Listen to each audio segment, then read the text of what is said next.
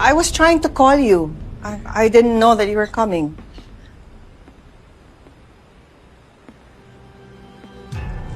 Ate May, napansin ka bang kakaiba kay Kuya Tomas lately? What do you mean? Something unusual, something off? Well, kanina sa presinto, lately he's been tense. And the other day he raised his voice at me. That's not like him. And then he's very impatient and distracted. Yun pala, he's stressed because of this whole Matias situation and the business. But you know, I mean, he's been dragged into something illegal. I mean, you know, anyone would be shaken. Bakit mo natanong? Andrew?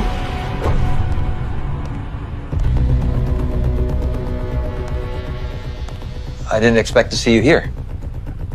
I came here to check on you, Kuya. Siyempre, after ng nangyari sa pagkahuli ni Verdugo, di ba? That's very thoughtful of you, Bayaw.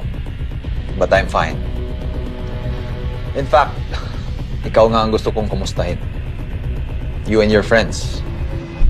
You must all feel very relieved ngayon na huli na si Verdugo, right?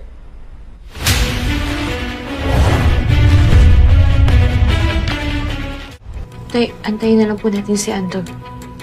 Anong kinalaman ni Andrew dito? May hinahanap lang ho dito. Kumukuha po ng ebidensya. Anong ebidensya? Alam mo, nagsasayang lang tayo ng oras dito eh. Yes, that's what I'm saying.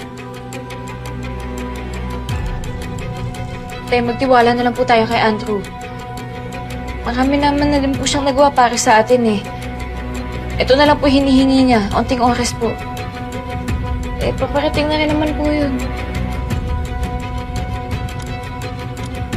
Okay, naiintindihan. Pero pagbibigyan ko kayo.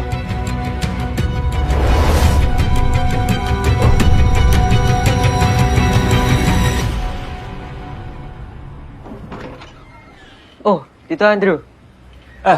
Harris. Still doing your homework? Almost done, Tito. Para makapaglaro na po ako ng new video game na gusto ko laruin. Wanna join? Next time. Oh, by the way, kaya ako nagpunta dito kasi I have a question. Do you still remember the teddy bear na you would always show me? Nandito pa ba?